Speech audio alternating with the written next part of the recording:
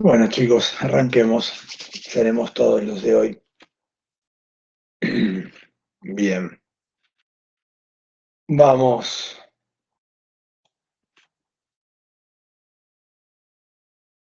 a ver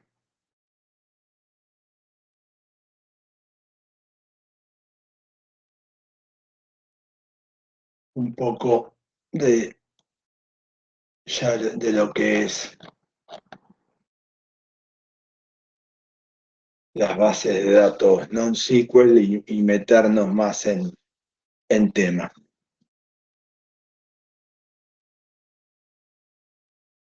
Comparto mi pantalla.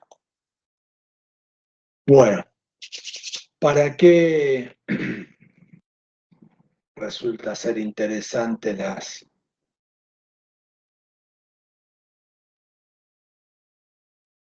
esto no,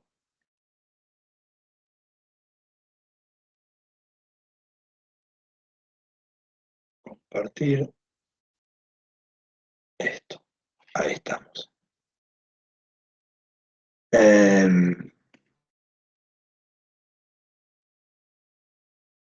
Algunos temas. ¿Qué es lo que, acá hay un poco una introducción, yo todos estos links ahora se los paso para que los tengan a su disposición. Eh,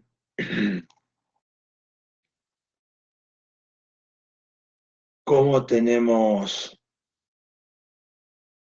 cómo surgen esta idea de lo que son las bases de datos no, no relacionales? Se venían hablando desde hace mucho tiempo, en la década del 90, en la necesidad de tener otros formatos de archivo o otras estructuras porque no era lo más eh, apropiado esto. Bien. El, pero el primero que da el salto y lo pone sobre la mesa formalmente con un modelo es Google con su Big Table. A partir de ahí aparecen otros modelos, se empieza a desarrollar un, alguien que compite con ellos es Dynamo de Amazon, son casi contemporáneos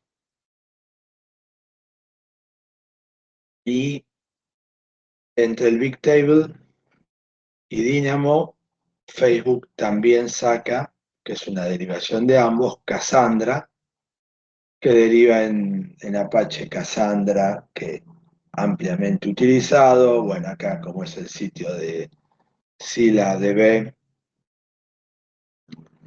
dicen que, bueno, Apache Cassandra deriva de ellos y Dynamo y el Klaus en el 2018, y ahí tenemos nuestra base de datos, Klaus. Bueno, un punto que deberíamos entender acá y que es muy importante para nosotros es lo siguiente.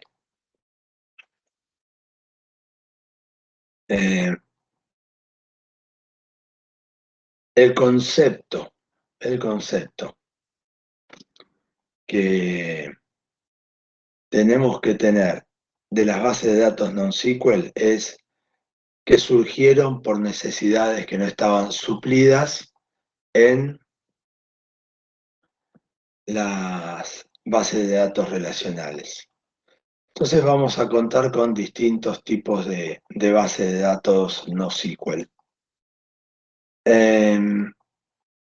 Esta clasificación van a ver que es bastante laxa y que eh, ahí va a haber, si buscan por otro lado, van a ver alguna otra clasificación, pero lo primero que ustedes deben entender es orientadas a documentos. Es una estructura de datos el documento, no lo tenemos que entender como un archivo eh, Word. Es un documento, es una estructura de datos donde puede adentro tener distintas values. es una estructura jerárquica y como siempre, y como habíamos dicho, los principales ejemplos son MongoDB y CouchDB. Acá también tienen otra cosa que tienen que ir entendiendo en la ciencia de datos automatizada, que es si ustedes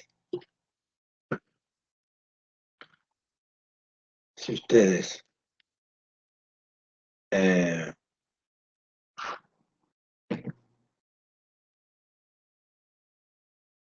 van a decidir trabajar con una base de datos NoSQL, no se tienen que quedar solamente, es una base de datos de documentos donde puedo poner cualquier cosa, anda bien, agarro MongoDB, ya está, porque es una de las dos más utilizadas.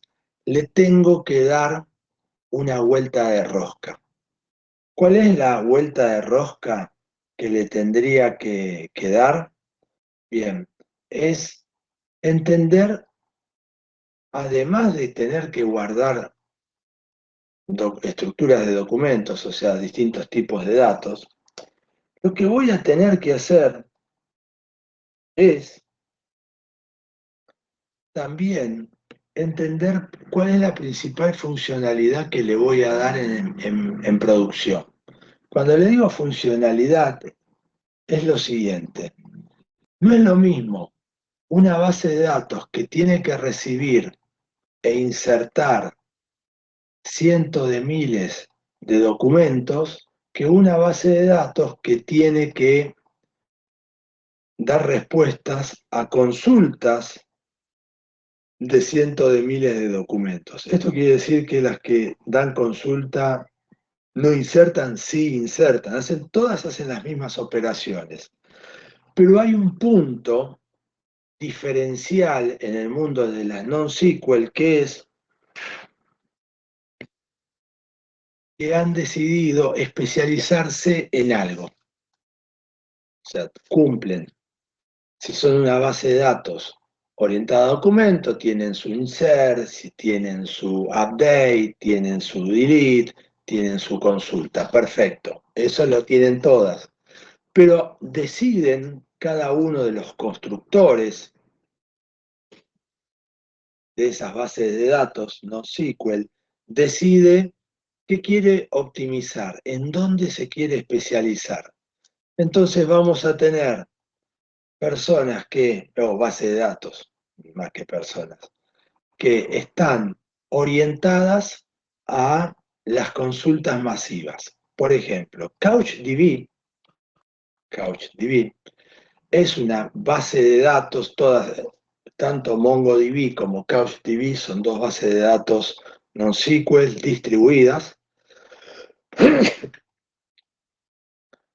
CouchDB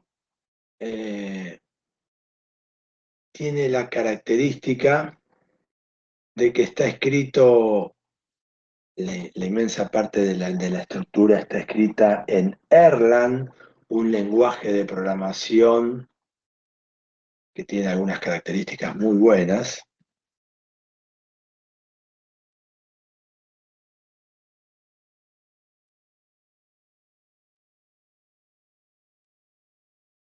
Erlang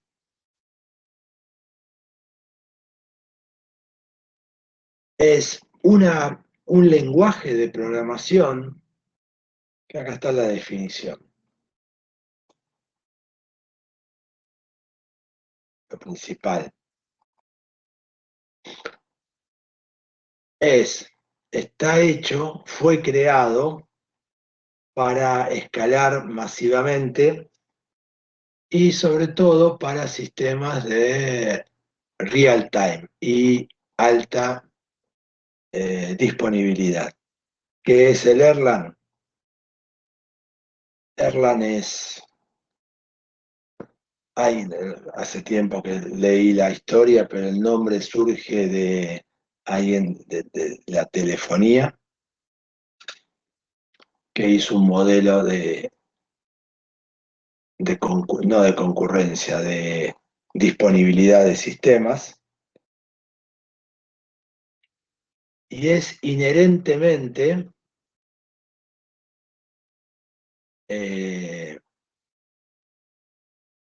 distribuido. Se creó el lenguaje para entender que sea un lenguaje distribuido. Entonces tenemos algunos ejemplos acá, como las telecomunicaciones, que fue, o computer telephony, pero fue lo primero con lo cual fue definido, ¿no? Fue definido como lenguaje, si mal no recuerdo, creo que salió de Suecia, de un país nórdico salió, estoy casi seguro que Suecia, para las compañías telefónicas. De ahí empezó el kickoff del desarrollo. Así que es un lenguaje distribuido, tiene sus características, algo de color, es en términos generales los lenguajes, es un lenguaje que las aplicaciones de juego, que hoy están tan cuestionadas, por lo general están hechas en Erlang. Para dar un dato de color a eso.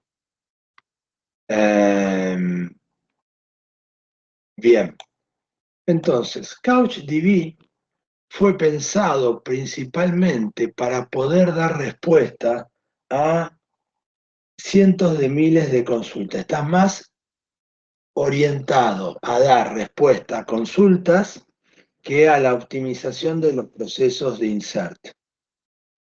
Y eso es lo que ustedes tienen que entender al momento de que cuando van estudiando distintas bases de datos. ¿Está? Cuando van trabajando con distintas bases de datos, lo que tienen que ir entendiendo son ese conjunto de cosas. Es decir, sirve para esto, no sirve para lo otro, tiene esta cualidad, no tiene esta cualidad. Bueno, eso es muy importante porque no solamente es decidir de qué tipo, si es orientada a documentos, si almacena grafos, si es key value, columnar database, no me importa eso, solamente lo tengo que contemplar para la acción que quiero que sea bien performante. Entonces, como regla general, podría decirse que MongoDB es de uso múltiple. ¿Qué quiero decir de uso múltiple? Bueno, en términos generales sirve para todo. Sirve para absolutamente todo. Tanto sea el tipo de dato que yo quiera, con el que yo quiera trabajar, anda medianamente bien para todo. Hay una alta disponibilidad de gente que trabaja en esto. Si ustedes tienen que elegir una base de datos NoSQL para trabajar en la industria, para poder poner en su CV que conocen NoSQL, la respuesta sería: arranquen con MongoDB. ¿Por qué? Porque es altamente probable que vayan a cualquier empresa y cuando digan que trabajan con NoSQL encuentren que es MongoDB. Bien. Y CouchDB, por ejemplo, su característica es, realmente acá en Argentina no, no conozco empresas que trabajen con CouchDB, pero sí en un tiempo de mi vida estaba bastante relacionado con los grupos de Meetup de Erlang y eran muy activos, era un grupo particularmente muy activo. Se juntaban cada 15 días o a lo sumo cada mes, pero tenían actividades, se juntaban, interactuaban, cambiaban experiencias. Y la otra particularidad, no sé por qué se daba, todas esas reuniones eran en pequeñas empresas de desarrollo de software que estaban en la zona de Palermo. Siempre era la zona de Palermo. Era muy interesante eso. Era una comunidad activa. Después me terminé alejando porque se desarrolló la vida profesional de otra manera. Pero el concepto que tienen que llevarse a las bases de datos es que no solamente es el tipo, sino para qué fue pensada. Después otro tipo de base de datos con los cuales tienen que trabajar o tendrían que conocer. La de documentos es la primera, es la básica, es la que más tienen que utilizar y la que más tienen que conocer. Bien. La segunda son las bases de datos orientadas a grafos. Eh, ¿Qué son grafos? Los grafos son nodos conectados por vértices o nodos conectados por relaciones entre esos nodos. Esto es muy utilizado para el geoposicionamiento. Los sistemas de geoposicionamiento, en términos generales, trabajan eh, con bases de datos de este estilo. Acá tenemos la que se impone, es Neo4j, es como la más utilizada. Había anteriormente un OrientDB que era muy utilizada, pero cayó medio en desuso y después derivó en este Apache Giraffe. Y acá no es lo único para geoposicionamiento, pero sí para cuando uno tiene que guardar o tiene que hacer cálculos para mapas. Es la forma más rápida y accesible con la cual yo estaría trabajando. Una de las características eh, básicas cuando surgieron este tipo de base de datos para generar estos nodos, uno de los ejemplos que te daba tanto OrientDB como Neo4j, te daban un pequeño script donde vos instalabas la versión local de la máquina, de la base de datos en tu máquina, te bajabas un script que generaba datos y vos le podías pasar, bueno, generame 1.000.000 de registros. Y te generaba un archivo CSV con una estructura que era apropiada para cargar en Neo4j o OrientDB. Te generaba los datos los generaba rápido porque era random, iba generando, te generaba el 1.000.000 de registros. Entonces agarraba y decía, bueno, ahora esta es la estructura de registros, agarrate cualquier base de datos relacional que vos tengas, create una tabla y hace un insert masivo de ese 1.000.000 de registros. Toma el tiempo y ahora con tu versión local de la base de datos orientada a grafo, cargate este 1.000.000 de registros. Y era abrumador directamente. ¿Qué quiero decir con que era abrumador? No sé, el 1.000.000 de registros lo cargaba en la base de datos orientada a grafos, en esas máquinas en 4 o 5 segundos. Ya estaba para trabajar en Y los otros, cuando salió esto, tardaban capaz de 2 horas para cargarlo en un servidor, toda esa información. Eh, ¿qué quiero recalcar con esto? Que ven que son bases de datos que están especializadas para determinadas funcionalidades. Entonces, esas funcionalidades a las cuales están eh, orientadas,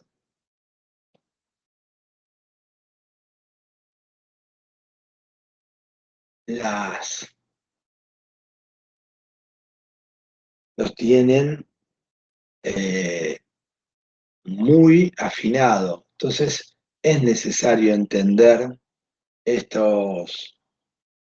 para qué fue hecha cada una de ellas. Entonces, bueno, ahí tenemos la de los gráficos. Tenemos Key Value, donde hay es una base de datos, una key y un valor. Tengo guardado nada más.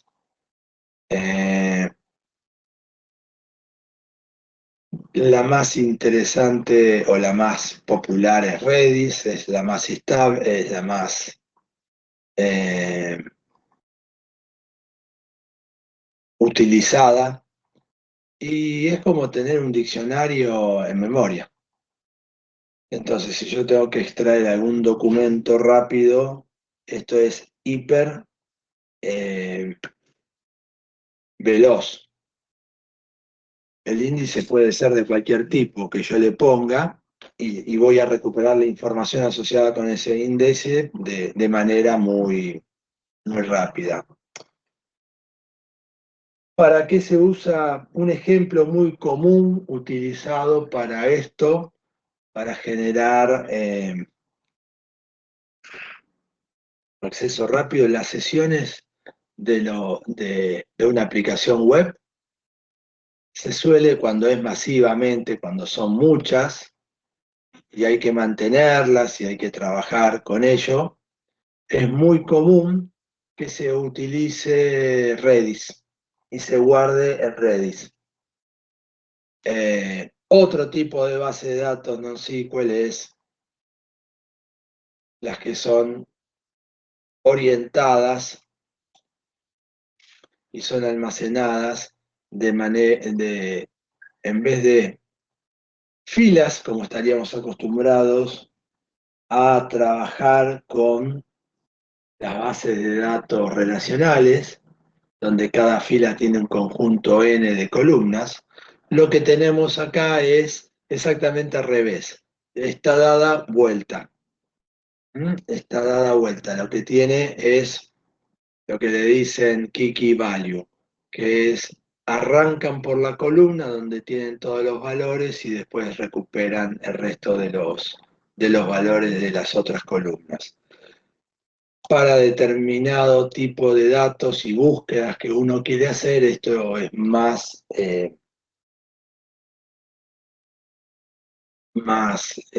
apropiado que el resto de las bases de datos. Acá la más conocida es Cassandra.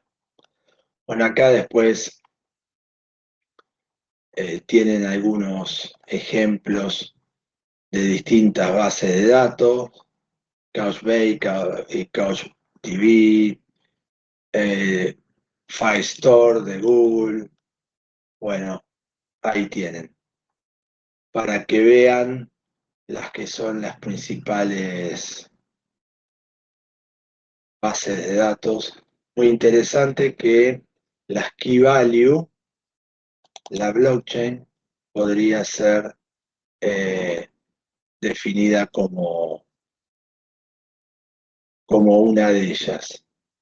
Las bases de datos en memoria, Redis y Memcache. Memcache tiene algunas particularidades bastante interesantes. Uno puede hacer una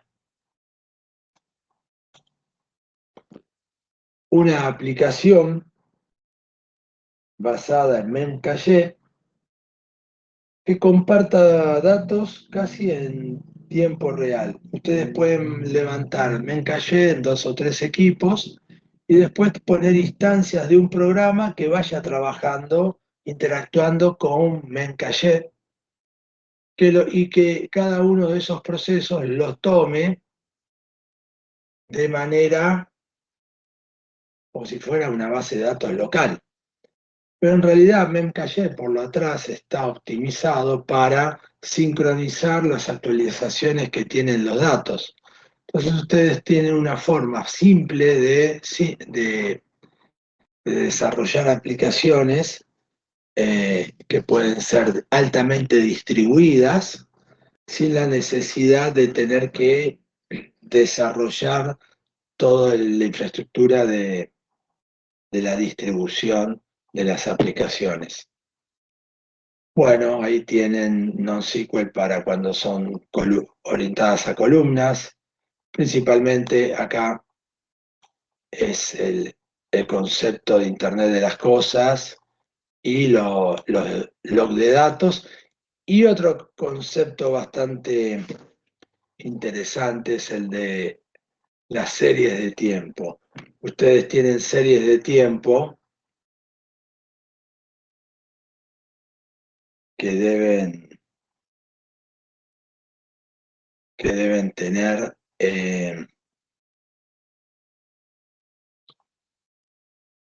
son 2 campos mínimamente, donde tienen datos de una unidad de tiempo, minutos o segundos o días u horas y después valores asociados. Entonces es para base de datos orientadas a columna, es muy, muy utilizado.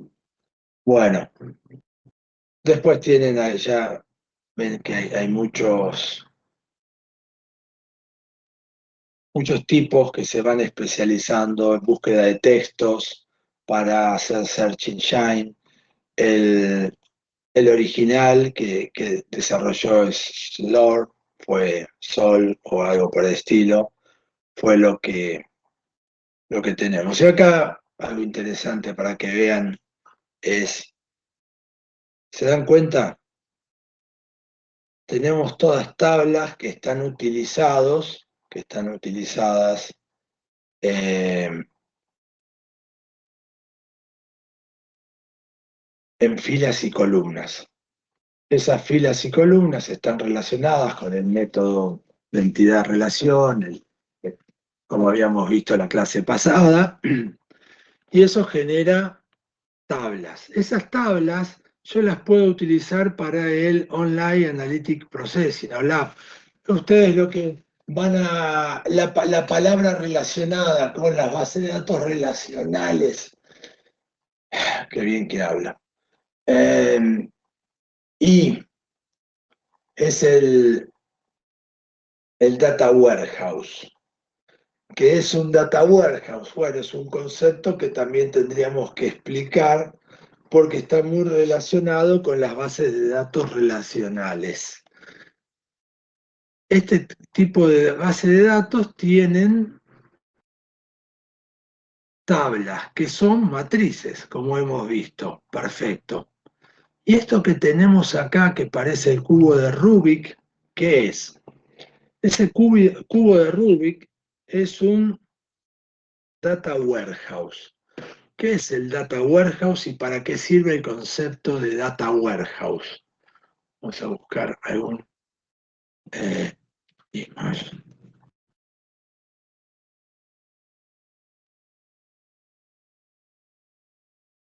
No es lo que más.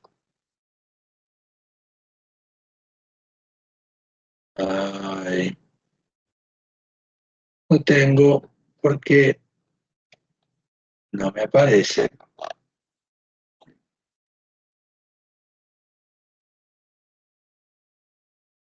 lo que les quiero representar. Ahí está. Esto es lo que quería hacer. Um,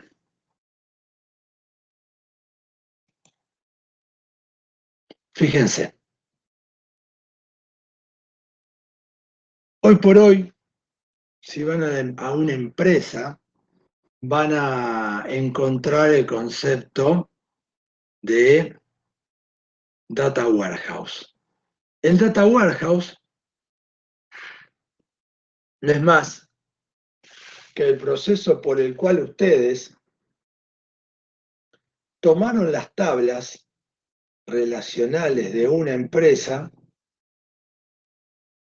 la base de datos relacional con sus tablas, y agruparon los datos en lo que se denomina estos cubos.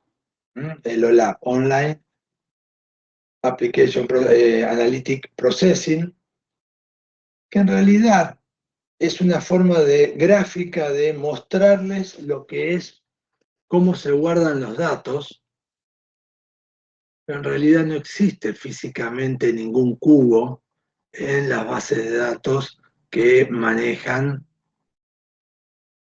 eh, Data Warehouse. ¿Por qué? Fe, ¿Sí? ¿esto tiene algo que ver con los key spaces de Cassandra? Esto de agrupación. ¿Sí? Tiene que ver, muy bien.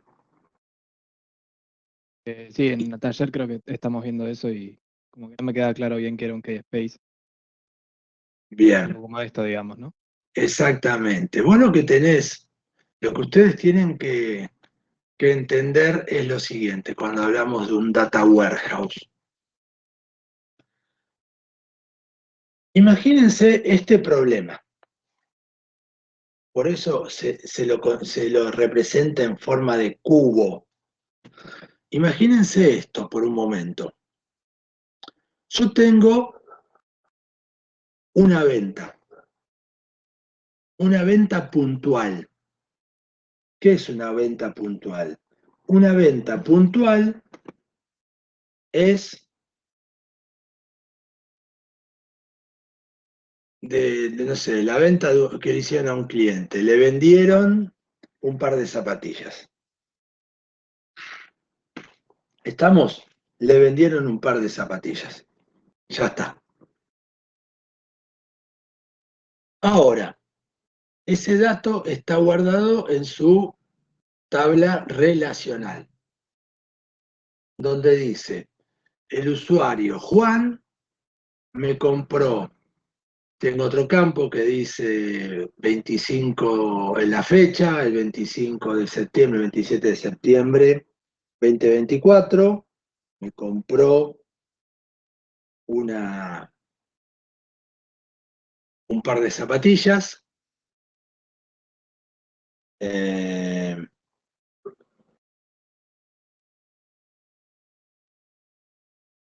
de tal modelo con tal precio. Tengo ese dato. Perfecto. Un gerente de ventas, un gerente de ventas no necesariamente tendría interés solamente en saber a quién le vendió esa zapatilla. O sea, Juan se la ve bárbaro. A él le interesaría ver ese dato agrupado desde distintos puntos de vista. Por ejemplo, le gustaría ver asociado por tipo de zapatilla.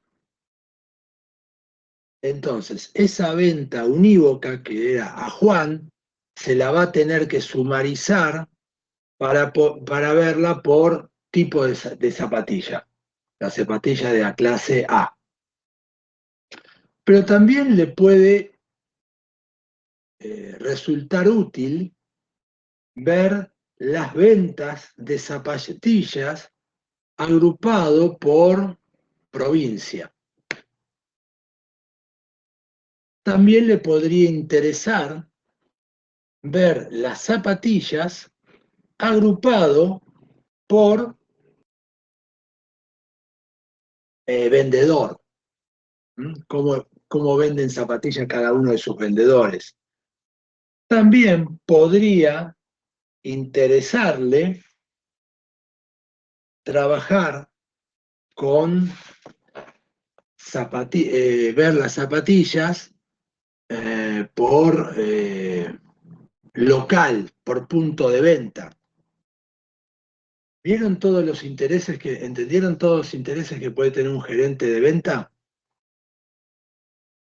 ¿Estamos ahí? Bien. Pero ahora tenemos que entender algo, un concepto básico. ¿De dónde sale toda esa información?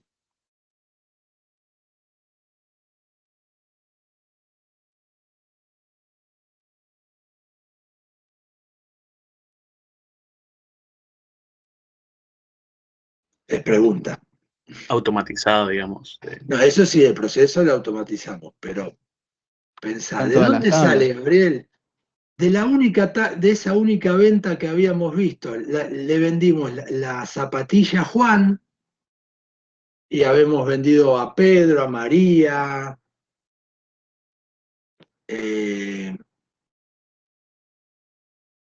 ¿cómo se llama? Zapatillas. Y esa información está agrupada por distintas características. Pero la información base, ¿qué es? La misma. Es esa venta, esa unidad que le vendimos a Juan de una zapatilla que era clase A, que se la vendimos en, no sé, en Hurlingham. ¿Estamos? Por eso se lo representa como un cubo de Rubik cuando hablamos del Data Warehouse. ¿Qué quiere decir el cubo de Rubik? ¿O qué ese cubo que es como un cubo de Rubik? Lo que representa es que es la misma información, pero vista desde distintos ángulos. La información base es la misma, pero yo la estoy viendo desde distintos ángulos. Entonces, por eso se hace esa representación. Técnicamente no existe ningún cubo en ningún formato de almacenamiento. Existen, son son tablas donde se sumarizan por determinados índices. Pero lo que ustedes tienen que entender, que cuando ustedes ven un grafo de un cubo, ese cubo que ustedes están viendo lo representa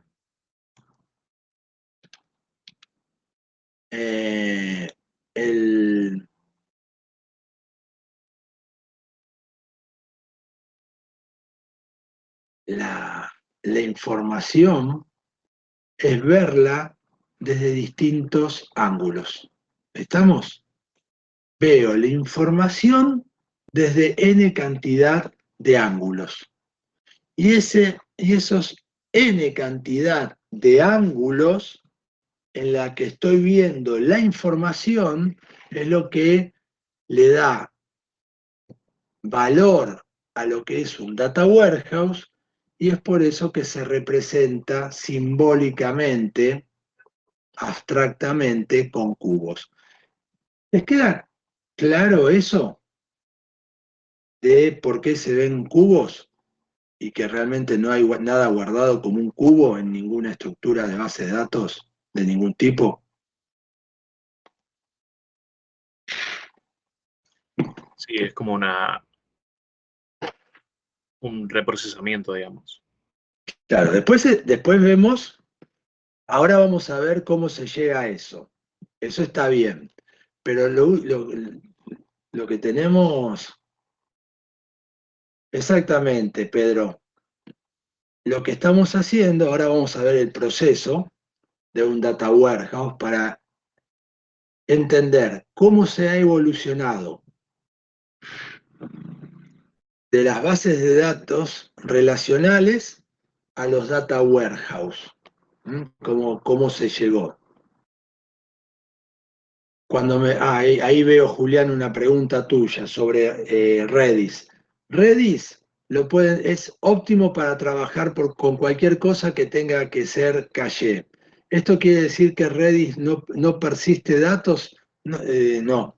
Redis puede persistir datos, pero naturalmente cuando generan algo es en memoria. Entonces es muy, muy performante para cuestiones relacionadas con el caché.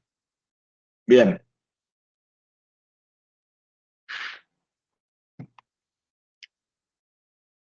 Continuemos. Los cubos no existen como cuestión de almacenamiento.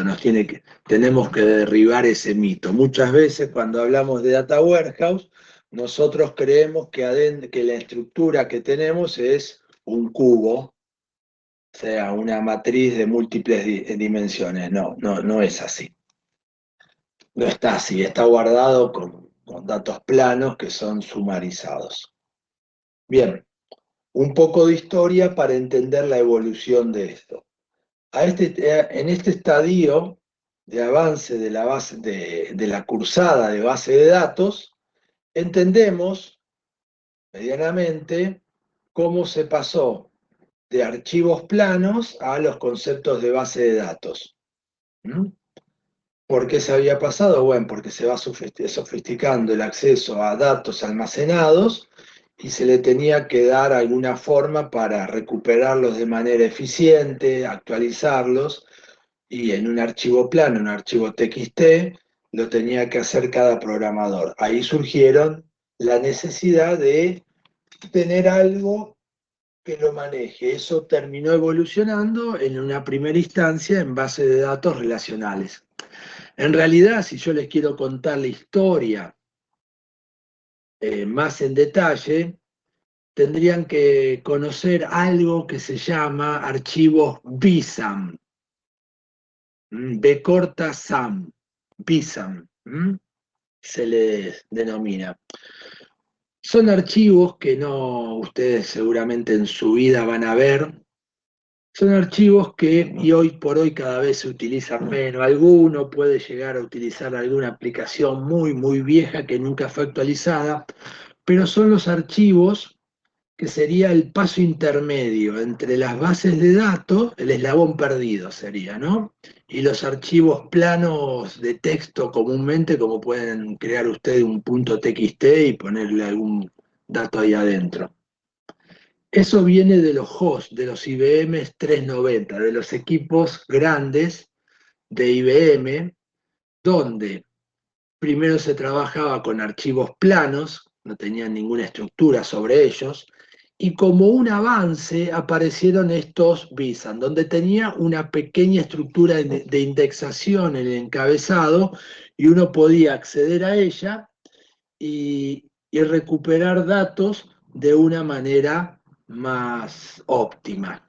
Esos son los archivos indexados de los hosts, que después derivó en lo que hoy conocemos como base de datos relacionales. Esa sería la historia eh, de, de lo que son la evolución de las bases de datos. Bien, a mediados en los 70 ya empezó a existir este concepto, pero se empezó a masificar en los 80 el concepto de OL, Online Analytic Processing, OLAP. ¿Qué es el OLAP? Era hacer consultas en tiempo real sobre las bases de datos de producción para que el gerente de ventas vea en tiempo real cómo se están vendiendo las zapatillas. Bárbaro. Y ahí empezaron los problemas. Bueno, vamos a hacer un break porque se nos acabó, me imagino a todos ustedes también, el termo para ensillar el mate. Hagamos 10 minutos y les cuento la evolución de cómo llegamos a los data warehouse y a los data mart. Pero recuerden que los gerentes de ventas metieron ahí, empezaron a molestarnos.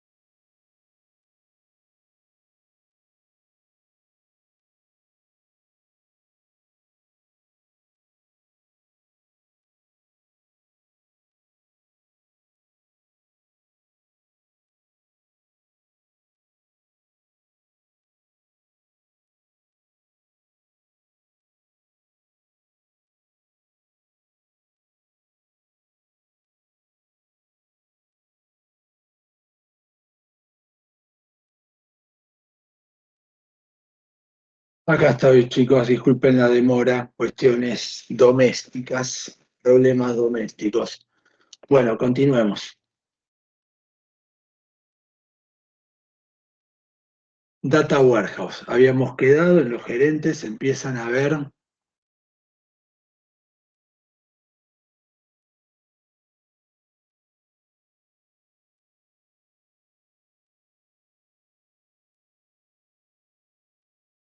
eh,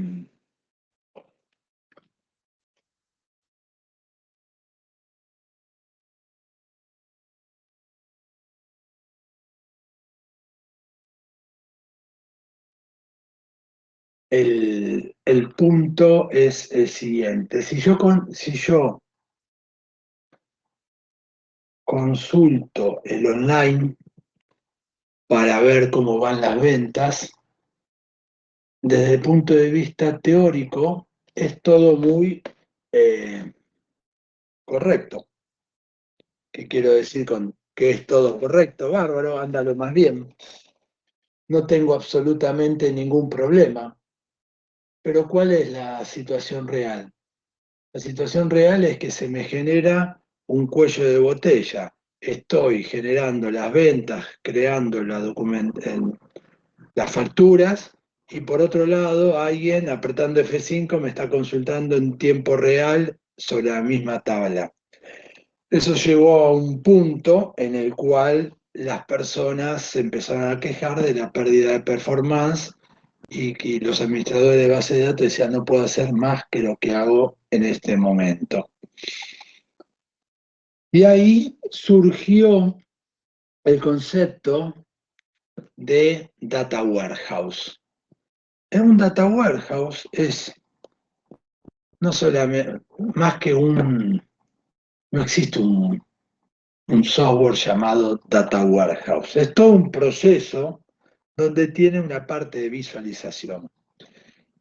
¿Cómo se resolvió el problema en cuestión? Bueno, se resolvió de una manera muy simple. Se tomó las consultas que querían hacer las personas que tenían necesidad de ver información y le dijo, no te lo puedo dar en tiempo real, te lo tengo que dar con algún tipo de delay. Pedime todos los tipos de visualización que vos querés ver. ¿Por qué? Porque lo voy a extraer en los momentos que no hay carga de consultas o de actualizaciones, lo voy a extraer de la base de datos por un proceso batch, le voy a ejecutar n cantidad de pasos y lo voy a cargar en otra base de datos que va a ser específica para que vos puedas ver ese dato, esa venta que le habíamos hecho a Juan de un par de zapatillas, lo vamos a hacer desde n cantidad de ángulos distintos, para que todos entendamos cómo es esto. Perfecto, se solucionaron todos los problemas. Ahí surgió el Data Warehouse. Entonces, un proceso de Data Warehousing es, en horas donde hay poco movimiento de las bases de datos de producción, por lo general por la noche, se hace una extracción de los datos, de los datos de la última semana, del último mes, del último día. Eso está configurado, pero por lo general se hace del último día, porque se hace todos los días. Se extraen los datos, puede ser a través de SQL o a través de lo que habíamos dicho, BCP, Bulk Copy Program, que es una herramienta que muchas en términos generales, todas las bases de datos relacionales tienen para extraer información de manera masiva y extraerla de la base de datos sin que tenga los costos de las consultas tradicionales. Se extrae la información, esa información que se extrae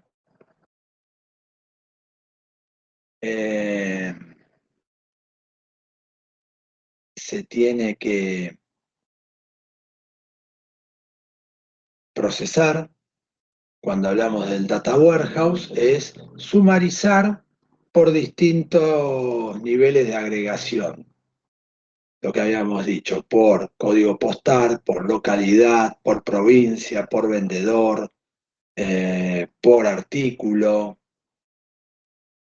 por todo lo que le haya solicitado el gerente de venta. Fíjense que el proceso siempre es repetitivo, es la información básica, la unidad de información, la venta de la zapatilla que le hicimos a Juan, lo que estamos haciendo es sumando desde distintos puntos de vista. Y ese dato se agrega a lo que ya estaba hasta el día de ayer en el Data Warehouse. Y ahí se actualiza. Cuando llega la persona, el gerente de ventas, al otro día, a primera hora, mientras está tomando un café, iniciando el día laboral, lo que él ve es toda esa información.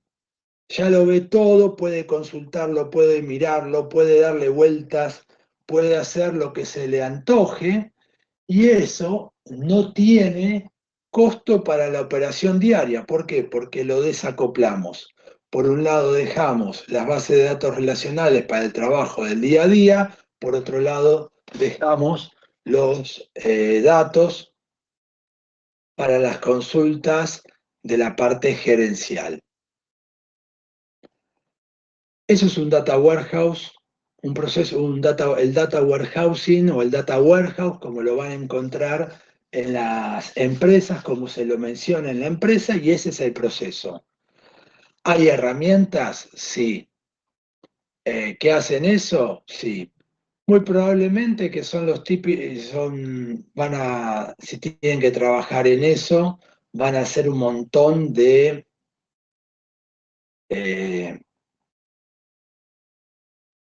pequeños programas en Python, en Rust o en algún lenguaje de programación que haga las sumarizaciones de manera batch y después las inserte en la base de datos, en el data warehouse. Si uno quisiera ahondar en los data warehouse, podría decir que hay distintas estructuras de estrella, no importa, porque es algo que hoy por hoy ya no tiene mucho valor, es algo que está muy automatizado y es nada más el concepto que se tienen que llevar, es que un data warehouse es ver la misma información atómica, ese detalle, esa venta de las zapatillas, lo estamos viendo desde N ángulos distintos. Y ahí es donde nosotros estamos haciendo esa agrupación a distintos niveles.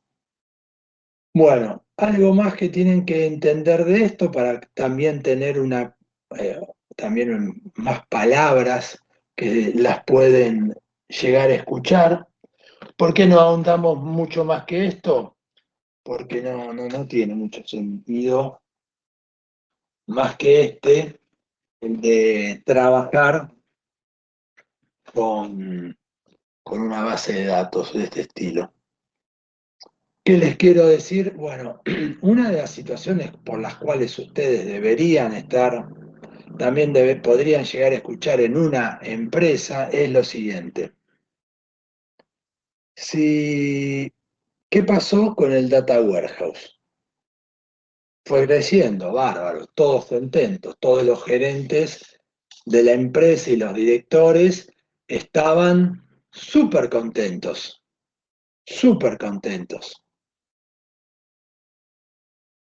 porque podían ver la información, habían negociado esto del hecho de tener, o sea, el otro día en 12 horas de delay toda la información y poder analizarla, y eso le encantaba a todos los gerentes.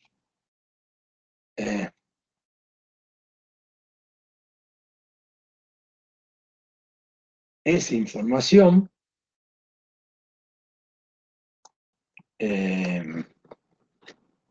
lo que vamos a ir viendo es que en un momento, ¿qué va a pasar con el procesamiento ese nocturno? ¿Qué se imaginan que puede pasar con ese procesamiento nocturno? Bueno, deberían pensar que en algún momento nos vamos a quedar sin tiempo para hacer tanto procesamiento. El data warehouse creció tanto,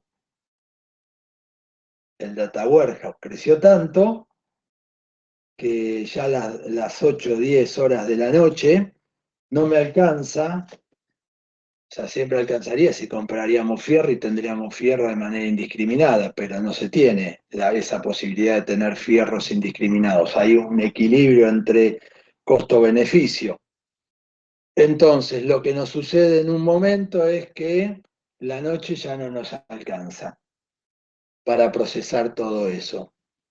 Entonces, los administradores del Data Warehouse empezaron a hacer diferenciaciones. Bueno, este tipo de agrupamiento lo vas a tener en 12 horas, este lo vas a tener en 18 horas, este lo vas a tener en 24 horas, como para ir separando el trabajo y eso lo vamos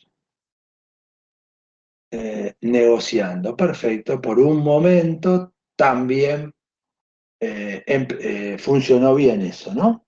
Por un momento tuvimos la suerte de que eso anduviese. Bárbaro.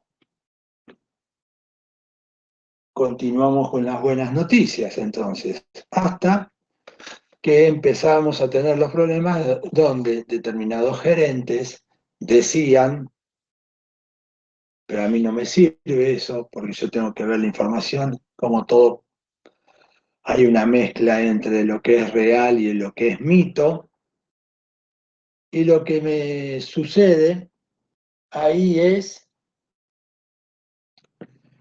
que aparece una nueva palabra que tienen que conocer, el datamar. Data Warehouse, y ahora aparece una nueva palabra, datamar. ¿Qué es el datamar? Bueno, es un data warehouse, igual, misma tecnología, mismas cosas, no cambia nada, pero el data warehouse se lo considera que es a nivel de organización. El datamar es a nivel de departamento. El departamento de ventas, como tenía presupuesto propio y quería ver toda la información rápidamente, lo que dijo y habló con el owner del data warehouse de la compañía es: ¿qué equipo necesito comprar? Yo tengo presupuesto, lo compro y poneme la información que yo necesito a las 12 horas como habíamos quedado anteriormente. Entonces, con presupuesto se resuelve todo y lo que se hizo es un datamar. El datamar no cambia absolutamente nada. Un ápice de lo que es el data warehouse. Nada más lo que tienen que entender es que es a nivel de departamento de la compañía. Por ejemplo, ventas. Ahora el gerente de ventas tiene todos sus ratios que quiere trabajar a nivel a las 12 horas. Esto se fue popularizando, distintas áreas fueron haciendo sus datamar, con lo cual hoy por hoy en una empresa tenemos, después en un momento llegó a ser un caos, entonces el administrador del data warehouse tuvo que poner un corte y ordenar ese caos que se habría producido.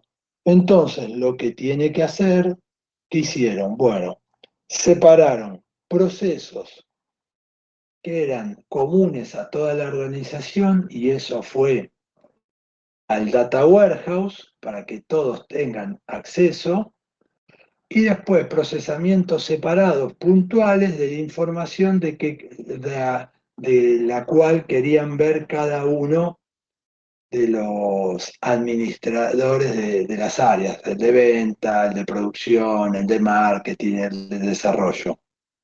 Bueno, esos tienen en sus departamentos los data mart. ¿El data warehouse y los data mart están conectados? Sí, porque parte de la información puede ser compartida, que necesitan ver un departamento necesita ver información general. A nivel de usuario final, no necesariamente tiene que estar entendiendo si está viendo ese dato que proviene de su data mart o del data warehouse, él está viendo el dato. Lo que se consiguió con todo este movimiento es tener la información en tiempo y forma con el grado de delay permitido o el que te hicieron hacer creer que era el permitido para la base de datos. Ya está. ¿Alguna duda, algo que quieran preguntar sobre esto hasta acá? En un momento habías hablado de bases orientadas a indexación para búsqueda. Sí. Eso sería Elasticsearch, por ejemplo, ¿no? Elasticsearch es eso, exactamente. ¿Y eso cómo está hecho Eso por adentro? por adentro, nada más lo que hace es un montón de índices con un grado de granularidad. Imagínate que vos tenés que pones en Elasticsearch texto, documentos de texto.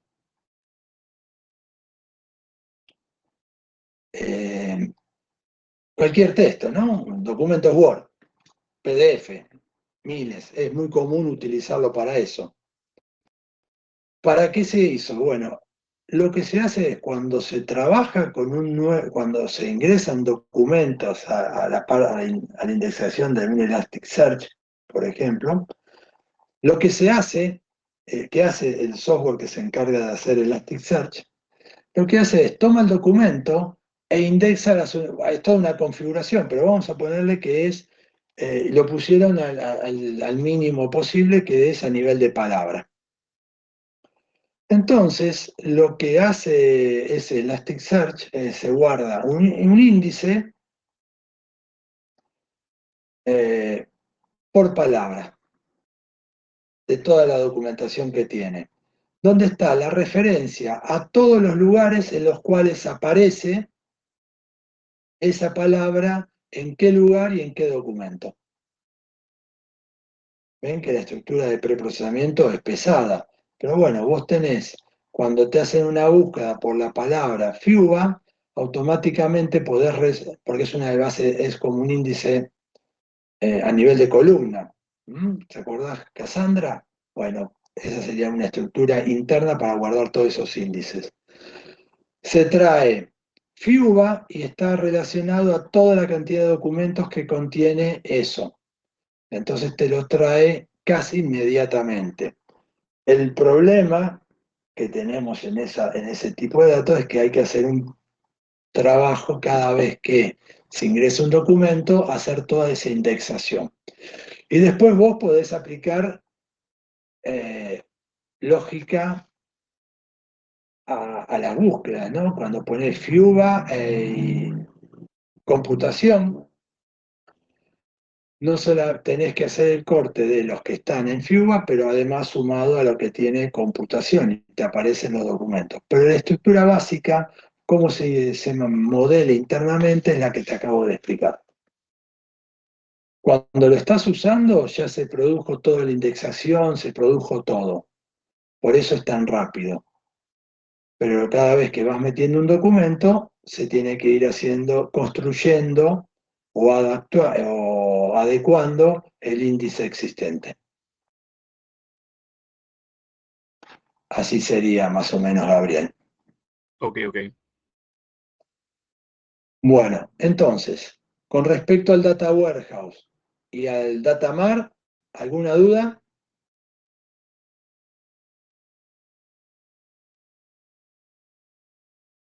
Bien. El Data Warehouse y el Data Mart es la base, primero, otra palabra que van a entender es OLAP, Online Analytic Processing, que es el resultado de ver los datos agrupados del Data Warehouse o el Data Mart. Ahí está. ¿Es online? Bueno, si yo quiero ser muy, pero muy puntilloso, el Data Warehouse y el Data Mart no es un sistema online, por lo que le acabamos de decir. Entonces, online no le correspondería. Yo en una empresa tengo el OLTP, que es el sistema de transacciones online, que es el facturador, por ejemplo, el archivo de stock. Tengo el OLAP, que es la aplicación online de análisis de transacciones, OLAT. Bien, pero si yo soy bien puntilloso, como decíamos recién, me estás mintiendo porque vos, tanto al Data Warehouse como al Data Mart, tiene un delta de diferencia de tiempo entre que procesa y que vemos el resultado. Bueno, lo que se hace habitualmente es lo siguiente. Se tiene también una aplicación que realmente es OLAP, hace el análisis de transacciones en tiempo real. Pero ¿a qué se tiene acotado? A absolutamente lo indispensable. Absolutamente lo indispensable. Algo que tenga que ser muy puntual y que por la razón de ser, verlo con 12 horas, podrá servir para hacer análisis histórico, pero yo para mi día a día de la operación en la empresa, si yo no estoy viendo en tiempo real ese resultado, puedo tener problemas. Entonces, fíjense la cantidad de aplicaciones que tiene una empresa. Y las siglas, ¿no?, que se nos van poniendo y tenemos que entender cómo hacer nuestro collage de toda esa información. Número 1, tengo que entender lo que es el OLTP, Online Transaction Processing, el sistema de facturación, el sistema de ventas, el sistema de stock. Eso es transacciones en tiempo real. Por otro lado, tengo que tengo el Data Warehouse, que toma datos del sistema de transacciones en tiempo real, los procesa y los agrupa, los sumariza específicamente por distintos criterios. Una derivación por cuestiones de tiempo de respuesta fue el Data Mart, donde yo tengo un Data Warehouse de manera reducida. Y por último, porque no puedo evitar de tener que consultar datos en tiempo real, está el OLAT, de Analytic Transactions. Entonces, parte de las transacciones que se están produciendo en tiempo real pueden ser vistas en tiempo real sin la necesidad de que se vea significativamente perjudicada la performance de la aplicación. Vuelvo a decir, ahí hay un equilibrio entre tiempo de respuesta y costo de la aplicación. Ese es el panorama en general que ustedes van a encontrar en las empresas. Tienen una parte de OLTP, Transaction Processing, tienen todas, no se pueden escapar. Hay algo de OLAP para hacer esas transacciones puntuales. Hoy por hoy, aunque muchas han perdido el nombre de Data Warehouse, siguen teniendo un Data Warehouse con eventualmente algún Data Mart, pero esa pintura la tienen que tener muy en claro y cómo son todos los actores de esto, porque se sigue utilizando.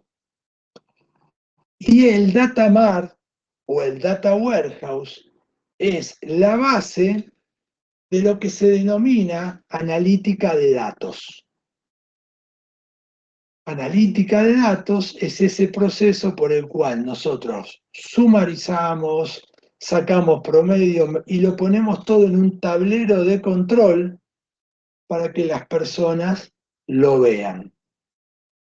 Son los gráficos de torta, al lado de un gráfico de barras, donde hay poco texto, hay números, pero están sumarizados, vistos con distinto grado de granularidad, y están todos siendo consultados por personas que tienen algún grado de responsabilidad. Entonces, la analítica de datos muchas veces se lo confunde con el machine learning, pero no tiene absolutamente nada que ver. Lo único que uno podría decir que tienen en común es que ambos están analizando datos, pero de ahí para atrás no tengo mucho más que decir. Entonces, eso es lo que ustedes tendrían que medianamente entender de lo que es el sistema de transacciones online, lo que es el Data Warehouse, el Data Mart, lo que son los sistemas de analítica de transacciones y lo que es la analítica